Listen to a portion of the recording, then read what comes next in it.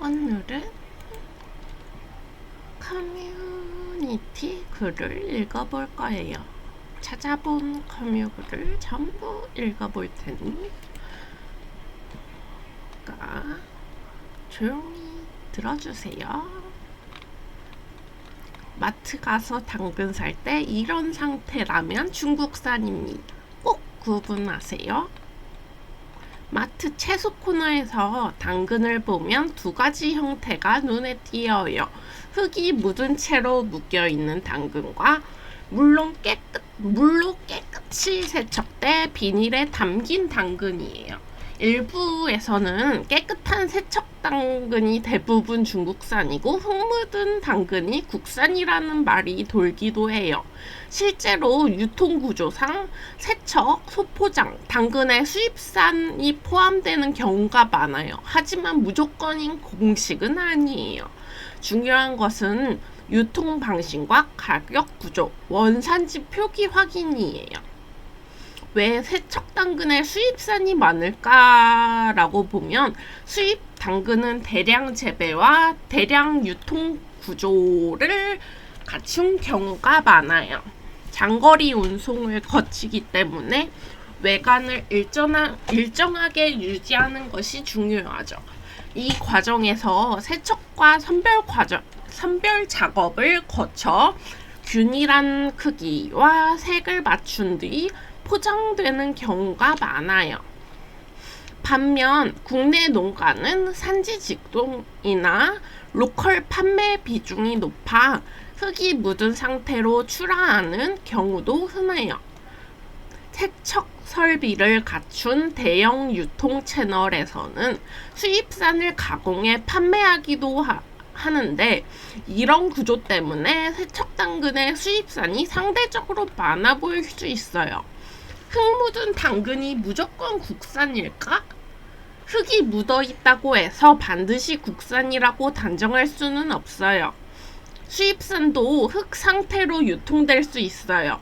다만 국내 농산물은 산지 출하 직후 바로 판매되는 경우가 많아 흙이 그대로 붙어 있는 경우가 흔해요. 중요한 것은 외관이 아니라 원산지 표시죠.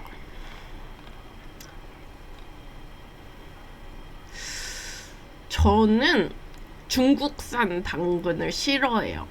왜냐면 개인적으로 그 당근은 어떻게 세척해서 어떻게 한국까지 거쳐온 건지 알 수가 없잖아요. 아무리 한국에서 깨끗이 씻었다, 씻겼다, 뭐 이렇게 말을 하더라도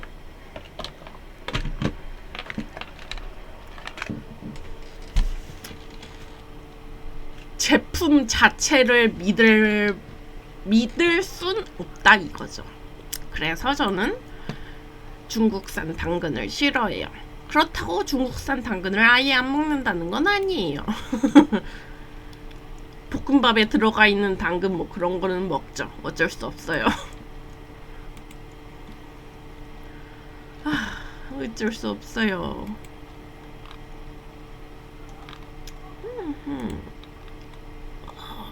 아니야 보지 말자.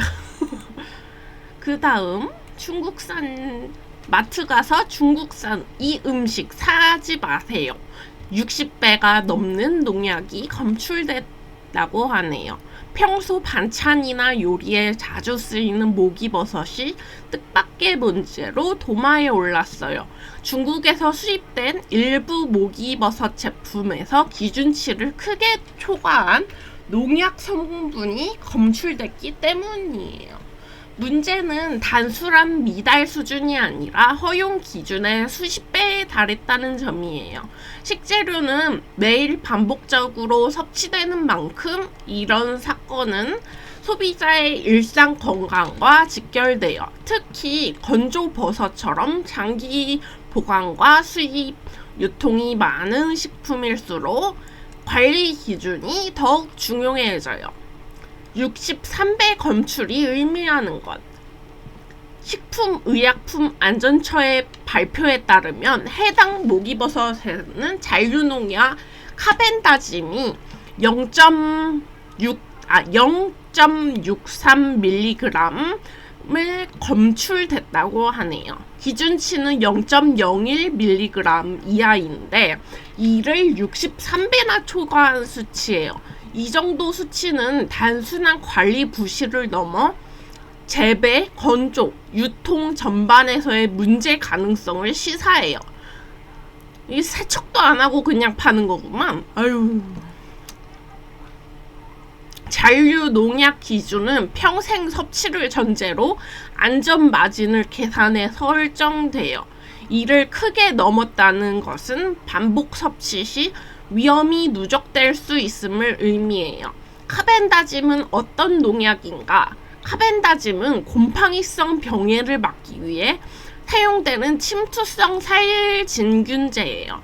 곡류, 과일, 채소, 재배 과정에서 쓰이며 식물 내부까지 스며드는 특성이 있어요. 이 때문에 표면 세척만으로는 완전히 제거되기 어렵대요.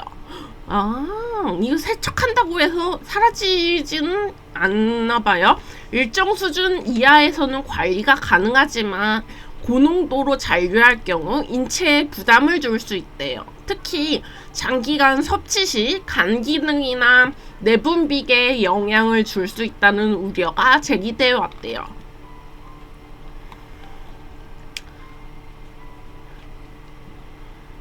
왜 건조버섯에서 문제가 커질까? 모기버섯은 대부분 건조 상태로 유통돼요. 건조 과정은 수분을 제거하지만 농약 성분을 함께 농축시키는 결과를 낳을 수 있어요. 생물 상태에서는 미량이었던 잔류 성분이 건조 후 상대적으로 높게 측정되는 이유예요. 또한 건조식품은 조리 전까지 별다른 검사 없이 장기간 보관돼요. 그래서 문제가 발견됐을 때는 이미 상당량이 시중에 유통된 뒤인 경우가 많아요. 관리 사각지대가 생기기 쉬운 구조죠.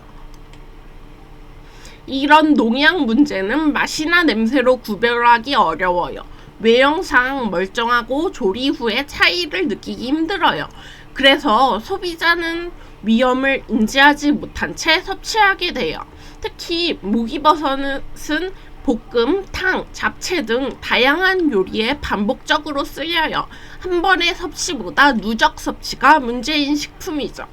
그래서 회수 조치와 함께 소비자 인식의 개선이 중요해져요.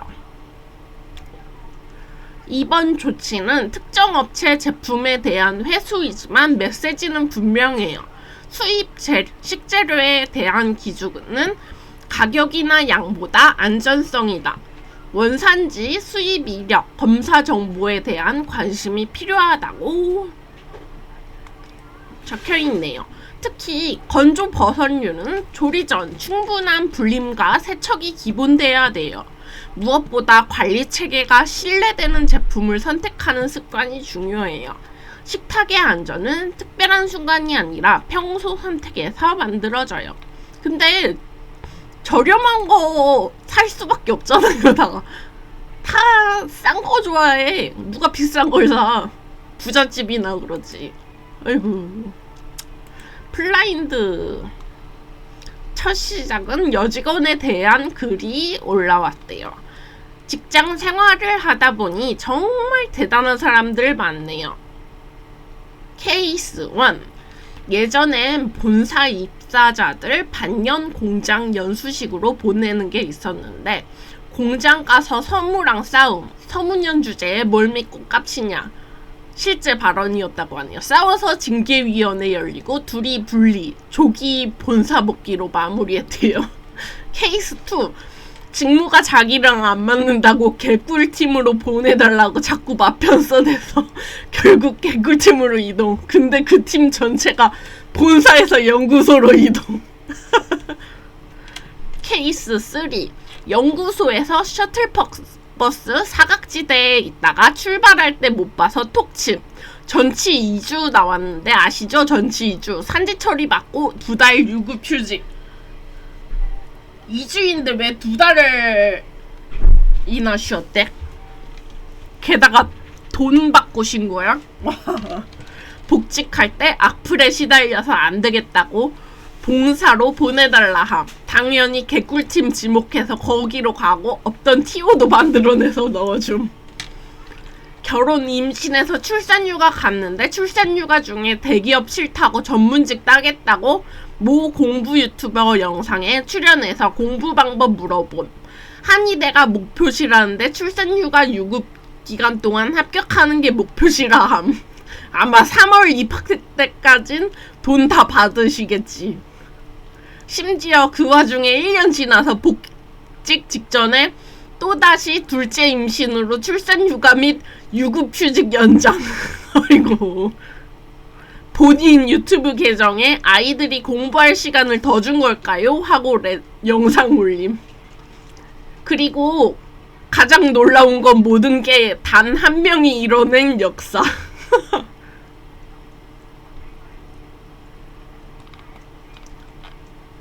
와, 이게 한 명이 블라인드 유저분들, 전 블라인드 아이디 없어서 보지도 못하니 거기서 마음껏 재밌게 노세요.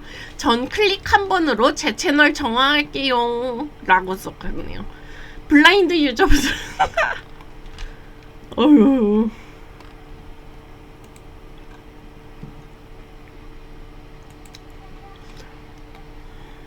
보통 멘탈이 아니라니까. 무슨 글인지 직접 못 봤지만 그 하나라도 사실이라면 회사를 다니고 있을까요? 제가 빽이 대단한 사람도 아니고. 그리고 저는 블라인드가 없어서 글을 쓸 수도 없고 그 게시판은 무엇을 해명해도 아니라고 하기 때문에 괜히 에너지를 뺄 생각 없습니다. 댓글로 누군지 파악했나 봄. 이후 해명글 등장. 당시 글 내용대로 신입사원이었고 내가 처맞자마자 처맞은 흔적 사라지기도 전에 모모팀 보여주면서 보고했는데 그때 공장에 노조 관련 이슈가 있어서 관련 팀이 거의 2주 동안 조치를 안 해주길래 본사에 말하고 CCTV 증거가 없어서 징계가 안 된다길래 조기 복귀라도 해달라고 해서 복귀함. 마편이 뭐지? 마편도 몰라. 어느 회사에서 개꿀팀 보내달라면 그냥 보내주는지 본사에서는 팀 옮긴 적이 한 번도 없음. 자랑이다. 전치 2주 아니고 산재 4달 이상 나왔으나 한 달 반만 쉬고 복귀함. 개꿀팀 지목하면 보내주는 회사는 어딜까요? 대체 그리고 연구소에서 연구소 팀으로 갔습니다. 이 사람 능력이 어마어마한가 보다. 아니면 빽이 어마어마한가 모르겠네. 아예 내용 자체가 다르네요. 영상을 안 보고 그냥 까고 싶은 대로 쓰셨네요. 애 돌쯤부터 공부함. 공부할 시간을 더 줄까요가 어딨노 대체. 그런 생각을 해본 적도 없고 애 낳으면 공부 못한다고 했고 실제로도 안 하고 있음. 이 나이에 애셋 아주매미라니 실화일까요? 회사에서도 조심스레 임신 소식과 육아휴직을 연장을 알렸어요. 공부를 더 할 수 있는 시간이 생겼으니 좋은 걸까요? 그래도 올해 꼭 가고 싶네요. 가자고요. 익명 직장인 어플에 올라온 사실 확인도 안 된 글이 여러 커뮤니티에 퍼지면서 해명글을 간단히 작성했음에도 한 줄 한 줄 무한 피드백을 요구하시는 분들이 많아 이렇게 적는 게 소용이 있나? 얼굴이 공개됐는데? 싶지만 오로지 작년 한 해 동안 같이 공부했던 분들께서 수능 이후 육아의 늪으로 잠수한 강순이가 다시 수면 위로 올라와 많이 당혹해 하실 듯하여 해당 글에 대해 허위 사실 및 반박 전말을 알립니다. 무슨 일진작 영화도 아니고 일개 매니저가 하자는 대로 다 이루어지는 비현실적인 글임에도 믿으시는 분들이 많다는 게 저는 좀 신기하네요. 조기 본사 복귀는 사실이 많대요. 본사 근무 중 팀 변경된 적 없고 입사 이후 쭉 같은 팀에서 근무했대요. 중간에 소속팀 전체가 연구소로 이동 했대네요. 2주 진단서 아님. 첫 산재 인정 기간만 해도 12주고 이후 추가 검사로 연장 승인 결과 나서 최종적으로 훨씬 길었음. 어차피 회사 출근 중이어서 정확한 날짜는 기억이 안 남. 회사 쉬는 동안 해외 국내 여행 모두 간 적 없음. 간 적 없어서 증거도 없음. 본사로 이동 요청한 적 없음. 개꿀팀 보내달라고 보내주면 너도 나도 개꿀팀 다닐 듯. 그치, 이거는 맞지.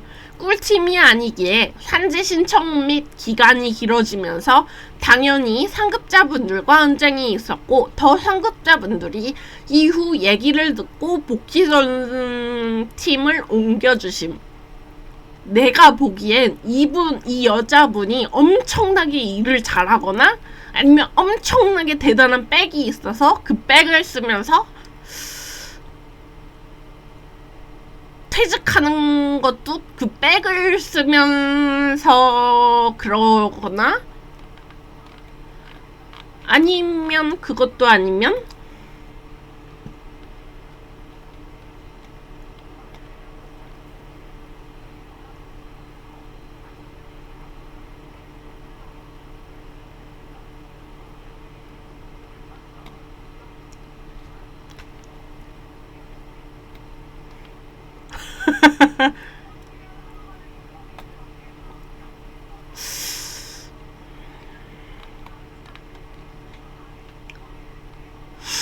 아...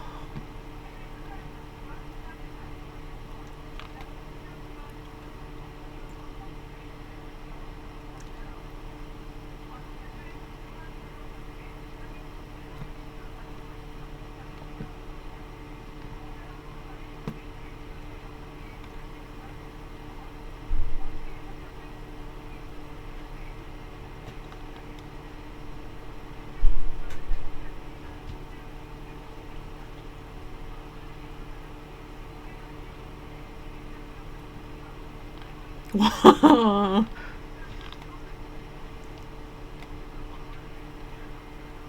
근데 내가 보기엔 이 여자분은 백이 어마어마하게 많은 것 같아. 백이 대단하다. 그래서 말조심을 해야 할 것 같다. 언제 어디서 뒤통수 받을지 몰라. 블라인드 성님의 커밍아웃설.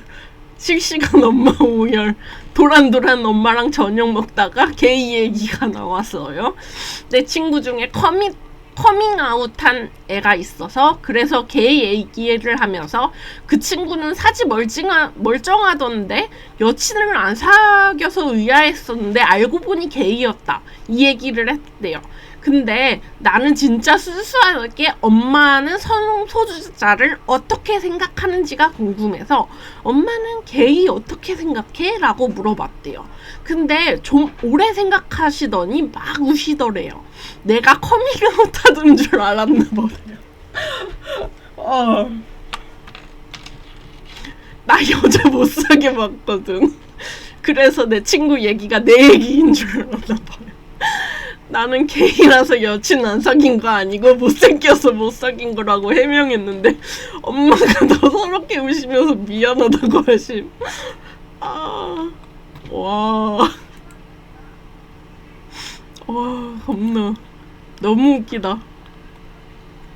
학벌은 돈으로 살 수 없으니 공부할 수 있을 때 너가 하고 싶은 공부를 다 하라고 말씀해주신 부모님 덕분에 그래도 매 순간 자신있게 살 수 있는 것 같다. 감사합니다, 부모님.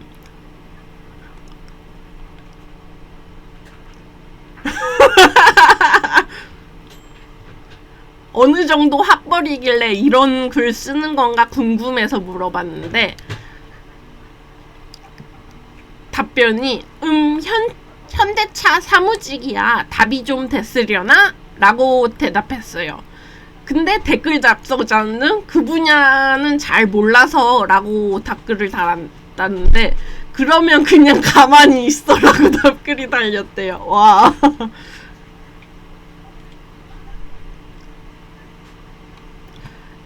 여자들에게 단도직입적으로 말한다. 엘화 타이틀에 기 안 눌리고 나 만나볼 여자 있어? 우린 현대차가 아니야.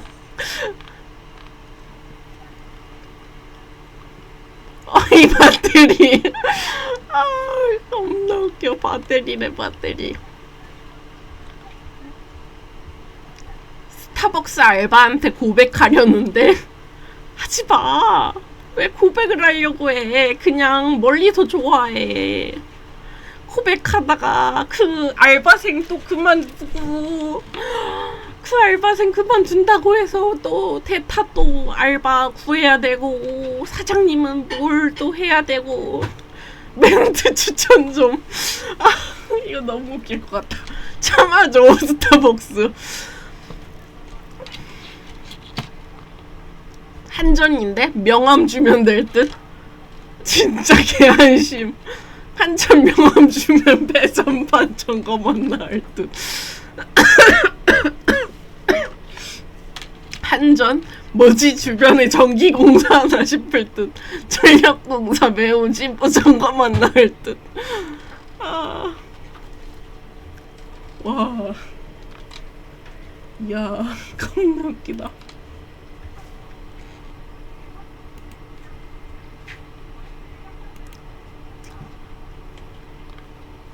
남친이 바람났는데 상대가 남자래요. 아니, 남친 바람핀 상대가 남자야. 내 정지 오는데, 아니 나 방금 알았어. 여자면 진짜 개빡치고 상처받을 것 같은데 남자라서 그냥 진짜 황당하고 어이없는데 아직 남친은 내가 모르거든. 이 말부터가 일단 혼란스러운 거야. 아니 진짜 이게 맞나 싶은데 아니 나 진짜 어이가 없다. 나긴 씨발. 아.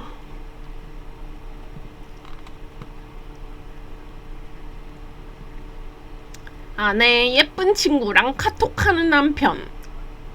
저랑 남편은 이제 결혼한 지 3개월 됐어요. 혼인신고도 아직 안 했고 아이도 없습니다. 다름이 아니라 어제 남편이 누구와 웃으면서 계속 카톡을 하길래 호기심에 옆에서 몰래 보니까 제 절친 이름인 거예요. 이름은 확실히 봤는데 내용은 안 보였어요. 깜짝 놀라서 여보가 이랑 카톡을 왜 해? 했더니 살짝 당황하면서 지난달에 뭐 물어보다 카톡이 이어진 거라고 하길래 제가 기분이 나빠져서 카톡 보여달라고 했더니 뭘 또 보려고 하냐고. 중요한 것도 아니래요. 제가 화가 나서 뭐 하는 거냐고 짜증을 냈더니 자기는 문제라고 생각하지 않는다며 휴대폰 자꾸 몰래 보지 말래요. 오늘 카톡방도 확 나가버렸대요. 제가 볼까봐 그런 건지. 그리고 이런 말 하기 싫은데 제 친구는 남자친구도 없는 상태고 얼굴도 이쁘고 몸매가 진짜 좋거든요. 여자가 봐도 몸매가 유난히 예뻐서 가만히 있어도 남자들이 달라붙어요. 그래서 더 신경 쓰여요. 제 친구가 너가 내 남편이랑 연락을 왜 했냐고 물어봤더니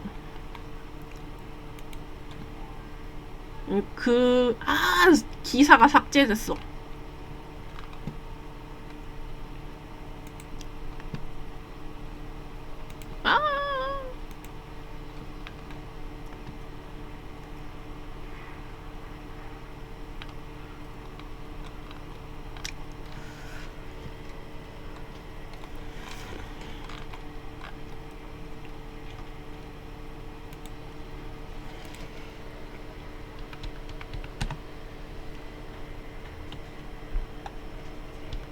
이거 뒷내용이 궁금해서 못 참을 것 같아요.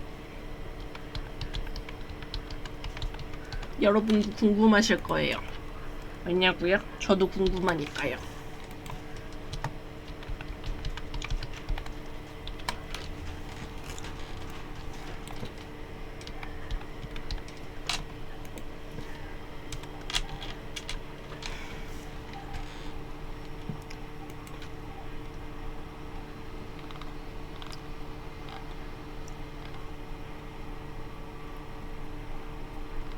제 친구에게 너가 내 남편이랑 연락을 왜 했냐고 물어봤더니 너랑 맛집 가고 싶다길래 알려주다가 연락이 이어진 거라고 기분 나빴으면 미안하대요.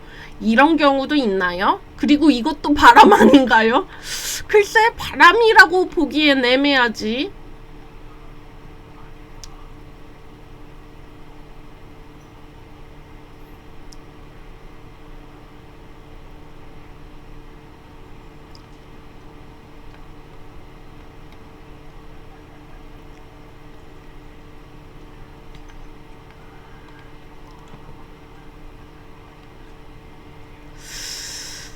제가 보기엔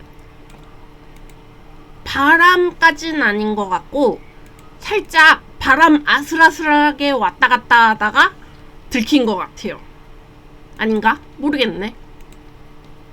모르겠어요. 모르겠어. 도대체 뭐지?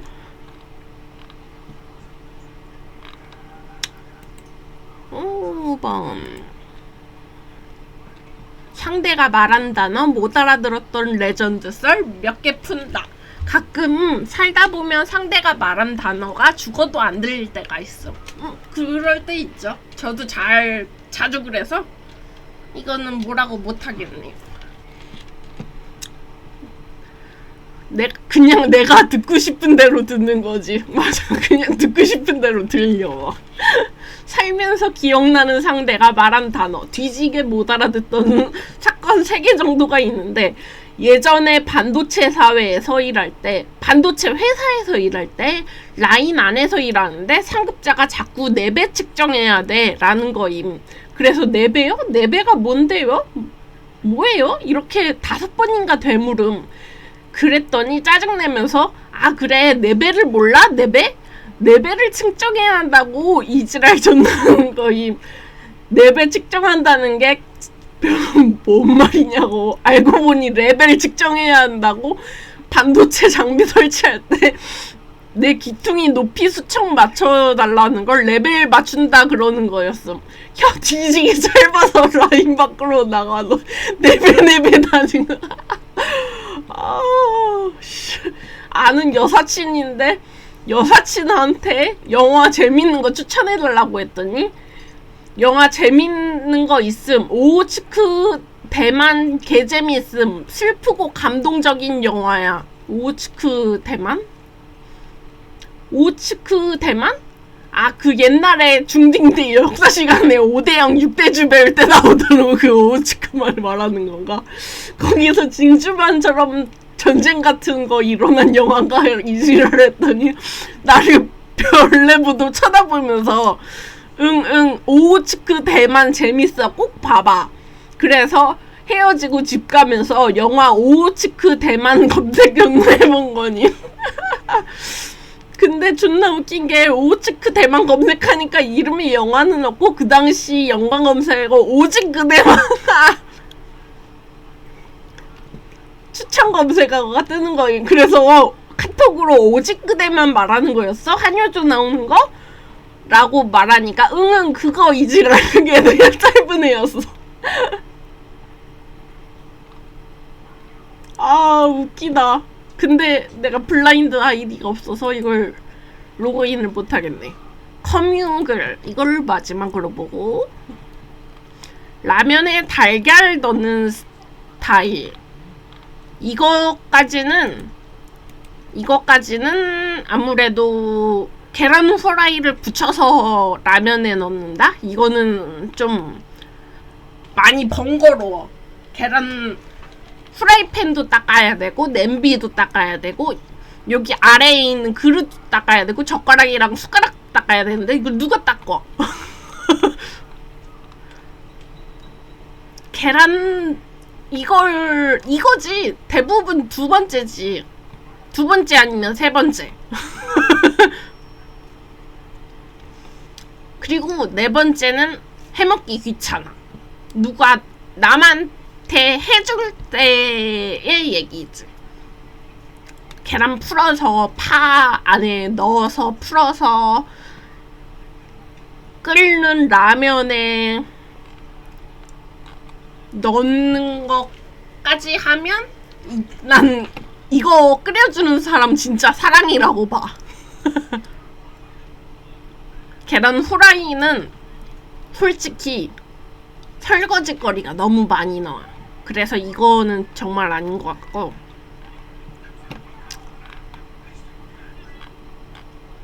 이거 2번 아니면 3번이에요. 오늘 커뮤니티를 타봤습니다.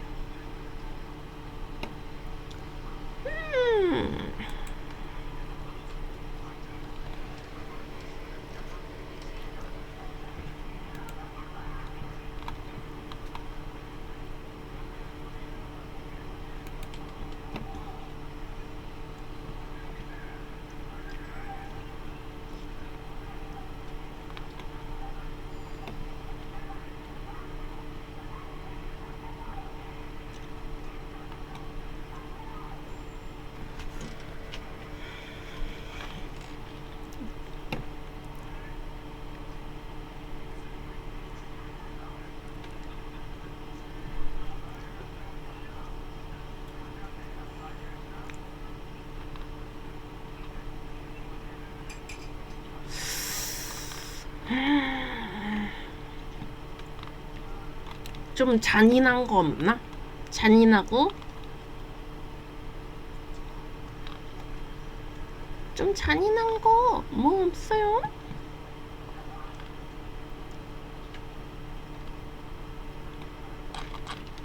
보통 중국 사건들이 잔인하고 못 볼 것 같이 막 중국이랑 미국 쪽이 엄청 잔인해요. 그러니까 이런 일본 사건을 볼게요.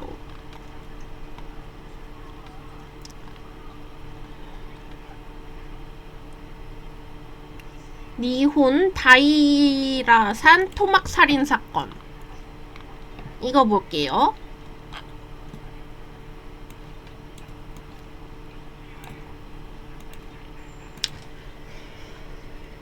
이걸 보기 위해서 이미지를 띄워놓고 읽어보도록 할게요.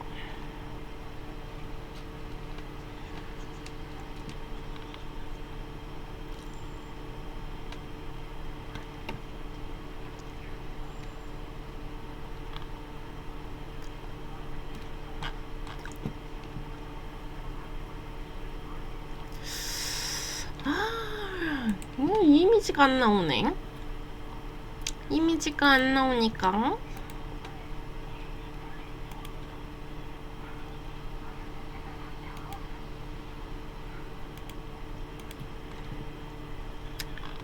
그냥 읽어보도록 할게요. 2001년 5월 15일경 일본 시즈오카현의 관광지인 니혼 다이라산 로프웨이 정상에서 토막 시신이 발견된 사건이다. 5월 15일 니혼 다이라산 파크센터 레스토랑에서 일하는 직원이 화분에 불가리를 하기 위해 산 정상에 올랐고, 보통 화분 분갈이를 하려고 정상까지 오르나요? 대충 중간에서 퍼다가 분갈이 하지 않나? 정상의 흙이랑 중간 흙이랑 달라? 뭐가? 미생물이 다른가? 준비해온 비닐봉투를 꺼내 흙을 파내고 있었다. 흙을 파던 중 근처에 야생동물이 파헤쳐 찢은 듯한 기묘하게 둥근 하얀색 쓰레기 봉투를 발견했고, 마치 자신을 보고 있는 것처럼 이상한 기분이 들어 봉투를 열었다고 한다. 봉투 속에는 썩은 악취와 함께 신문지로 겹겹이 쌓여있는 무언가가 들어있었고, 머리카락과 머리의 일부가 드러나 있었다. 그리고 그 신문지를 뜯어내자 나온 것은 성인 남성의 두개골이었다. 와, 씨, 겁나 놀랬겠는데? 와, 야, 씨. 오, 끔찍해. 봉투의 내용물을 보고 경악한 직원은 곧바로 경찰에 신고한다. 경찰은 두개골을 감싸고 있던 신문지의 날짜를 확인했는데 이 신문은 2001년 4월 말에 최신호가 발행되었으며 범인이 살해 직후 피해자의 훼손된 머리를 감싼 것으로 보아 살해 시점은 4월 말로 보고 있었다. 경찰은 피해자가 살해되기 전 시즈오카현 서부에 머무른 것으로 확인하고 치아의 치과 치료 기록을 대조해 시신의 신원을 알아낼 수 있었다. 보통 살해 사건이 뼈만 남은 경우 있잖아요. 그런 경우엔 치아로 확인하고 치아가 없으면 뼈의 나이를 추정해서 알아낸다고 하더라고요. 저도 그렇게 알고 있어서 DNA 부검 결과 시신의 주인은 당시 30살이었던 무직 남성 타케이 타카히로였다. 타카히로는 2001년 3월부터 행방이 묘연해 관내 실종 신고가 접수되어 있었다. 부검 결과 과정에서 봉투 속 타카히로의 머리는 사망한 지 최소 2달 이상이 지난 것으로 확인되었으며 백호라가 진행 중인 상황이었다. 정수리의 머리카락은 13cm 길이로 염색은 하지 않았으며 머리는 날카로운 톱에 의해 절단된 것으로 추측되었다. 의아한 것은 목의 중간 부분이 아닌 턱의 아랫부분을 여러 차례 톱으로 훼손한 것으로 확인되었는데 비정상적 훼손 방법과 절단면의 위치를 볼 때 이것은 시신 훼손과 과정에서 피해자에 대한 분노와 원한이 담긴 감정적 동기가 시사됐음을 의미한다. 타카히로는 학창시절 조용하지만 매우 내성적인 성격이었으며 교우 관계가 원만하지 않았기에 주변 친구조차 없었다. 그는 고등학교를 중퇴하고 여러 아르바이트를 전전하다가 2000년 여름부터는 아르바이트를 그만두고 어머니와 아파트에서 함께 살았다. 그럼 어머니도 알고 있다는 거잖아. 이 남자가 살해당했다는 거.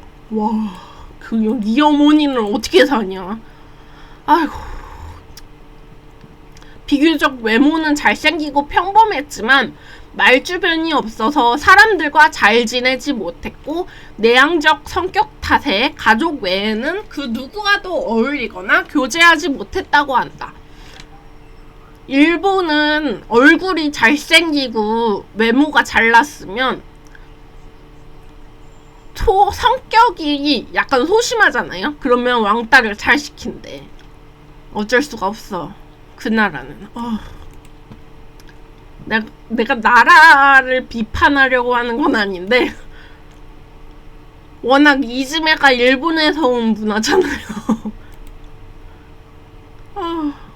외모는 비교적 잘생겼는데 말주변이 없어서. 아이고. 사건이 있기 반년 전인 2000년 11월 말 타카히로는 여자친구와의 교제를 이유로 집에서 나와 시즈오카현 하마마츠 시내에 있는 자취방을 구했어요. 그리고 어머니께 전화를 걸어 나고야시 이타쿠에 사는 하카리짱이랑 같이 살 거야 라는 말을 남겼다고 해요.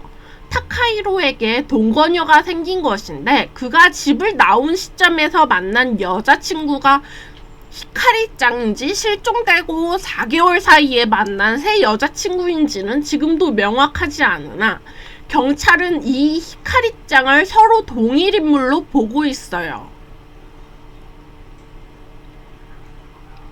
모아놓은 비상금도 없이 무슨 연유로 얼굴 한번 보지 못한 여자친구와 같이 동거해서 살겠다는 건지 도무지 알 수 없는 것 투성이지만 타카히로가 외부와 단절된 채로 집에서만 지내는 것을 안타깝게 여긴 어머니는 아들의 행동을 승낙했대요.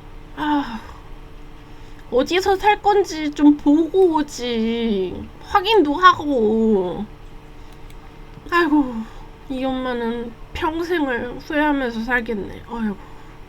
어머니와 종종 전화로 연락을 주고받았으나 2001년 2월 하순부터는 타카히로와의 연락이 두절됐다고 해요. 이후에도 아들과 연락이 계속 닿지 않자 뭔가가 잘못되었음을 직감한 어머니는 경찰에 실종 신고를 했대요. 경찰은 타카히로의 휴대전화 통화 기록을 살펴보던 중 2001년 2월 말부터 타카히로가 그 누구와도 통화가 없었다는 사실을 알아냈대요. 연락이 끊겨버린 2월 하순 무렵부터 타카히로가 사건에 휘말린 것은 암시하는 내용이었죠. 경찰은 주변을 탐문하던 중 타카히로와 가장 친하다는 중학교 동창생을 만났대요. 피해자가 실종되기 불과 몇 달 전에 술집에서 만났다는 동창생은 타카히로가 자신에게 위험한 여자랑 얽힌 것 같아 라며 곤란에 빠졌다는 얘기를 건넸다고 해요. 다만 뭔가에 쫓겨서 두려워하거나 몹시 힘들어하는 기색이 안 보였길래 친구는 처음에 별로 대수롭지 않은 일이라고 여겼다고 하네요. 이 목격담을 전해 들은 경찰은 타카히로가 교제하고 있던 여성들을 특정하고 어머니에게 동거녀라고 밝힌 히카리짱을 찾는데 수사를 주력했대요. 하지만 사건은 또다시 난관에 봉착해버렸대요. 타카히로가 2000년경 11월 말에 어머니의 아파트를 나와서 어디서 누구와 같이 살았는지 확인조차 되지 않는 마당에 타카히로와 교제 중인 하카리짱이라는 여성도 2001년 2월 말에 실종되어 소재조차 불확실했던 것이에요. 타카히로와 동거했다는 여자들에 대한 탐문 수사가 이어지던 중 타카히로가 기모노 정통복을 입은 수수께끼의 여성과 시즈오카의 하마마마츠 시내를 걷고 있었으며 시내에 있던 식당 및 게임센터에도 같이 있었다는 목격 제보가 있었대요. 경찰은 이 여성의 신원 파악에도 나섰으나 이 정통 복장을 한 여성이 타카히로가 말한 히카리짱인지는 전혀 확인되지 않았다고 하네요. 아휴. 결국 실종 사건 발생 2달 후 타카히로는 니혼 다이라산 루프레이 서쪽 비탈 언덕에서 머리만 남은 참혹한 시신으로 발견됐다. 실종되고 시신이 발견되기 전까지 약 2달여의 공백이 발생했는데 이는 범인이 피해자를 살해하고 냉동 보관 후 시신을 유기한 것이 아니냐는 의혹도 제기되었으나 두개골에서는 변색이나 피부 수축 같은 뚜렷한 징후가 발견되지 않았기에 야산에 장기간 방치되어 훼손된 정황만 확인될 뿐이었다. 가장 가능성이 높은 가설은 타카히로가 누군가로부터 납치 및 감금을 당했으며 이는 어머니나 외부에도 연락을 취하지 못할 만큼 위급한 상황이었다는 것이에요. 하지만 타카히로는 대인관계가 워낙 좁았다는 탓에 동창생 외에는 주변에서 그에 대해 자세히 기억하거나 아는 이가 없었으며 정작 사망 직전에 어떤 상황에 처해 있었고 어떤 사건에 휘말렸는지는 지금도 명확하게 밝혀진 바가 없대요. 와... 이외에도 SNS에 올라오는 가설은 히카리짱과 기모노 여자는 서로 다른 사람이며 두 여자 사이에 양다리를 걸치다가 분노한 동거녀에게 발각되어 참혹하게 살해당했다는 것과 기모노 차림의 히카리짱은 사실 유흥업소 종사자였고 비밀리에 몰래 관계를 이어가던 중 그녀의 동거남이었던 야쿠자 조직원에게 덜미를 잡혀 보복살인을 당했을 거라는 추측이에요. 이 외에도 피해자에 대한 여러 가설이나 추측이 인터넷에 돌고 있으나 대부분 과장이나 단편적이면서 근거가 부족한 이야기일 뿐이에요. 전망대가 내다보이며 관광객 인파가 많이 보이는 유명 관광지에서 절단된 사람 머리가 발견됐다는 기사는 매스컴을 크게 탔으며 언론에도 대대적으로 보도된 사건이기에 경찰도 수사에 주력했대요. 다만 사건은 좀처럼 단서가 잡힐 진전이 보이지 않았으며 피해자가 어머니와 살던 집을 나와서 누구와 같이 동거했고 범인에게 어떤 동기로 살해당했는지 지금까지 아무것도 밝혀진 것이 없다고 하네요. 토막난 머리 외에 나머지 시신은 어떻게 처리했는지도 불명이며 히카리짱은 누구이며 범인에 대한 실제조차 밝혀지지 않은 채 니온 다이라산 토막 사건은 25년이 지난 지금까지도 미제 사건으로 남아있대요. 와. 피해자 타케이 타카이로, 당시 나이 30살이고 키는 178이고 특이상 생존 당시 왼손 검지와 약지 새끼손가락에 각각 반지를 끼고 있었대요.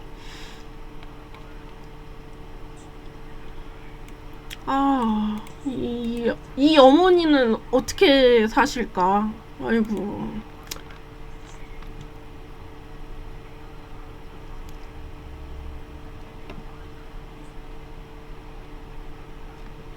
아이고, 내가 보기엔 이 엄마는 살아도 산 것 같지가 않을 거야. 내가 생각하기엔 이 히카리짱이랑 그리고 그 기모노 입은 차림의 여성이 동일 인물이 아니고 서로 다른 인물인 거야. 그리고 히카리짱은 타카히로랑 같이 살해당한 거고 기모노 차림의 이 여성은 도대체 왜 나온 거야? 이해가 안 가네. 아휴. 저는 그럼 이만 방송을 종료하도록 할게요. 안녕.